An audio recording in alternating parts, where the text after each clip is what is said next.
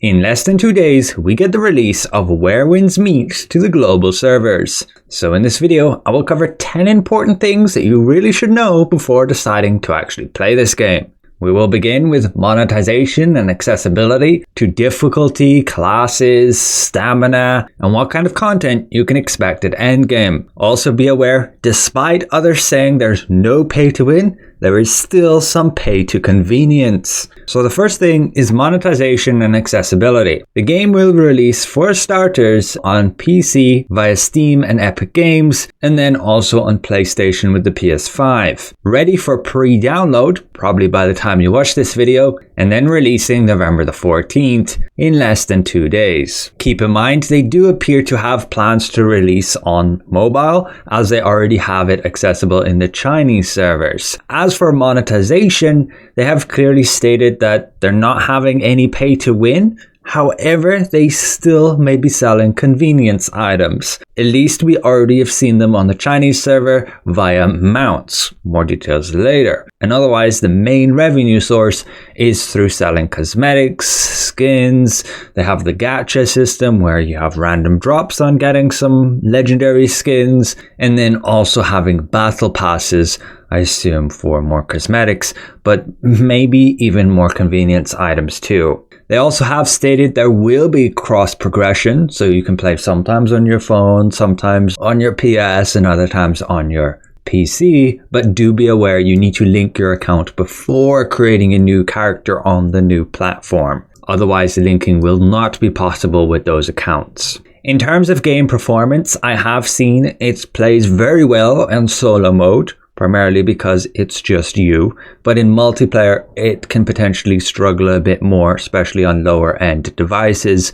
As for the game's difficulty, they will be allowing you to select multiple different modes, from story mode, standard mode, hard mode, to a legends mode, and even hardcore. Apparently, if you beat the game on legends mode, complete certain bosses and missions, you can get cosmetic and vanity UI rewards. Just be aware, if you start on any difficulty other than legends, you cannot go back and select it. Similarly, if you reduce your difficulty from legends down, you cannot bring it back up again. As per character creation, and selecting your character's name is going to take about 5 minutes of intro and tutorial before you can actually select your name. And it has to be a unique name, meaning you can't have what somebody else has chosen, so there's going to be a bit of a race there at launch trying to get the name you want. And you cannot later change it without spending real world money. As for your weapon choice, on release there will be 7 different ones to choose from, and you choose 2, you put them together and you create your own combos and synergies. And then based on what perks and martial arts you choose, that can end up determining what kind of a role you may fill in a party setting. I've seen they recommend messing around until you're about level 20 and then focus on just mastering 2 of them, as respeccing can be quite costly. Fortunately, however, new seasons, which should be every 3 months, will give you a bunch of new free resets, allowing you to much easier switch between weapons, changing up your playstyle. Now, the game does indeed have a Holy Trinity system. That means the traditional tank, healer, and DPS.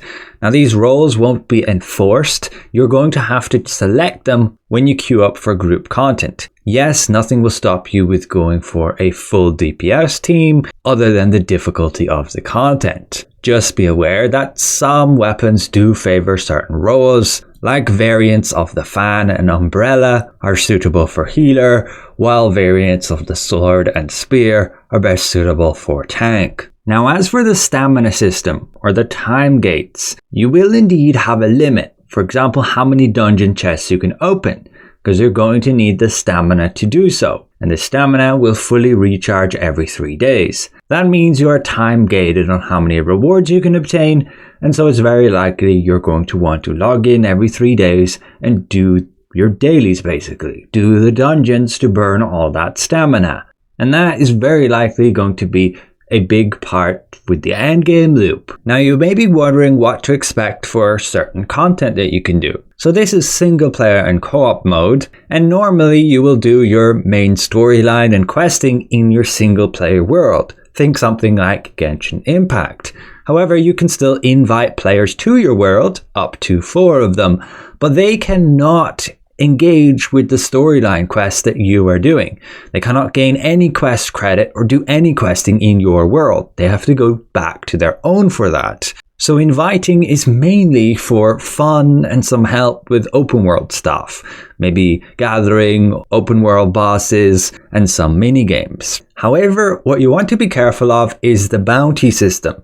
Even if you're in your single player world and you go and do some bad stuff and you get some witnesses to see you, you can end up having a bounty placed on your head. And this bounty can be fulfilled by actual real players. So they can come and join your world because yes, you have to be connected to the internet to play this game at all times, even in your single player world. And when they join your world, they can come and hunt you down and kill you, claiming that bounty. Other players can also place a bounty on your head, but with a real world money cost, and there is a cooldown before they can place another bounty on you. Meaning, random players can go and accept that bounty and then go hunt you down and you could end up getting killed. As for actual multiplayer content, to make this feel more like an MMO, you can join and activate the online mode. You will end up in a world like the single player world, but without any storyline, and you cannot progress any of your storyline.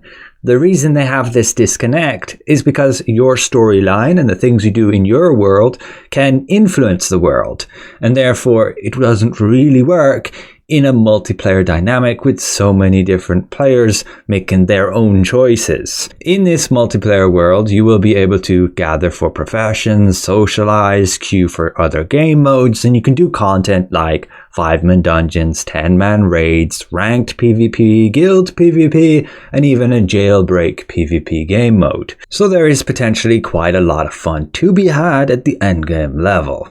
Now as for mounts, this is where the pay to convenience comes into play. Normally, your free mount will just be a standard horse, and you'll then be able to pay real world money to get new mounts, special mounts. And these mounts can give you a series of different perks. You have ones that can give you special movement skills, automatically gather resources within a certain area, and automatically collect items dropped from enemies. And these, again, only purchasable with the premium currency pearls, which you cannot otherwise obtain than using real-world money. But at the very least, these are just convenience items and not necessarily buying power. And finally, future updates. If you're not aware, Where Winds Meets has been out on the Chinese server for over a year now, so they have had plenty of time to release new content. The usual release cadence is a new season every 3 months. On their recent live stream, they clearly stated that these new seasons, these expansions and updates would be entirely free to play, and these will generally bring PvP, talent tree resets, weapon balancing, level increase with new gear, increase to skill levels, and even adding new weapons. It is said that the Chinese version is about to get a release of a new weapon. So overall, it's looking like a pretty exciting game with a lot of content to explore. Just be aware of that endgame. I don't know how engaging the multiplayer aspect is actually going to be. I will leave some links to some documents which highlight a lot of data and info of the game, along with some extra guidance and tips on how to get started if you do want to jump in day one. And otherwise there's the wiki with a bunch of info, and on the official website there's links to their YouTube, Discord, Instagram, Reddit, where you can communicate with all other players too to get questions answered and things like that. So the game looks pretty promising, but we'll need to check it out for ourselves. Releasing November the 14th in 2 days.